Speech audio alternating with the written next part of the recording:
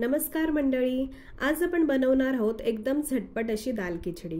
भूक लागली आहे आणि वेळ कमी आहे तर ही रेसिपी अगदी बेस्ट आहे। सर्वप्रथम इथे मी पाऊण वाटी मुगाची डाळ, पाऊण वाटी तुरीची डाळ, 1 वाटी तांदूळ स्वच्छ पाण्याने 2-3 वेळा धुवून घेत आहे आणि साइडला भिजत ठेवत आहे। आता एका कुकरमध्ये 1 चमचा तेल व 1 चमचा तूप घालून मी गरम करून घेत आहे।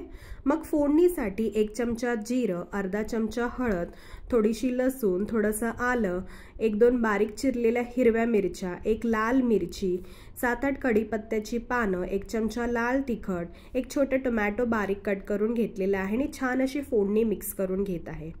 मी थोडंसं हिंग देखील ॲड करत आहे। सुरुवातीलाच तुम्ही ॲड केलं तर बरं पडेल। त्याचप्रमाणे अर्धा चमचा मी घरगुती गरम मसाला देखील ॲड केला आहे आणि व्यवस्थित फोडणी अशी मिक्स करून घेत आहे। आता आपण जी भिजत ठेवलेली डाळ आणि तांदूळ आहे ते ह्या फोडणीमध्ये मिक्स करून घेऊया व्यवस्थित। इथे मी 3 कप पाणीचा वापर केलेला आहे। तुम्हाला जशी कन्सिस्टन्सी हवी त्याप्रमाणे तुम्ही पाण्याचा वापर करू शकता। मीठ आणि कोथिंबीर घालून मी आता व्यवस्थित मिक्स करून कुकरला 3 शिट्ट्या करून घेत आहे। आता कुकरच्या 3 शिट्ट्या झाल्या आहेत आणि कुकर देखील थंड झालेला आहे, त्यामुळे मी कुकर आता एकदा खोलून घेते। तुम्ही बघू शकता दाल खिचडी आपली व्यवस्थित अशी मऊसूत छान अशी रेडी झालेली आहे। आता आपण याला एकदा परत थोडासा तडका देऊया। त्यासाठी इथे मी 2 लसणाच्या छोट्या पाकळ्या घेतलेल्या आहेत, अर्धा चमचा जिरं, अर्धा चमचा हळद, किंचित असं हिंग, 1 छोटी लाल मिरची, 3-4 कढीपत्त्याची पानं हे सर्व ॲड करून व्यवस्थित अशी फोडणी मिक्स करून घेत आहे।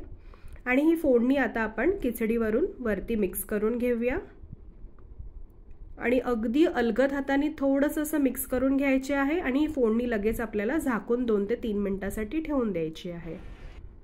सर्विंग बाउलमध्ये मी आता ही खिचडी काढून घेत आहे आणि वरून कोथिंबीरनी गार्निश करून घेत आहे। ही सोपी आणि झटपट रेसिपी तुम्हाला कशी वाटली कमेंटमध्ये मला नक्की सांगा आणि त्याचप्रमाणे व्हिडिओला लाईक आणि शेअर नक्की करा आणि हो माझ्या चॅनलला सबस्क्राइब करायला अजिबात विसरू नका। भेटू आपण पुढच्या व्हिडिओमध्ये, तोपर्यंत thank you for watching and bye bye.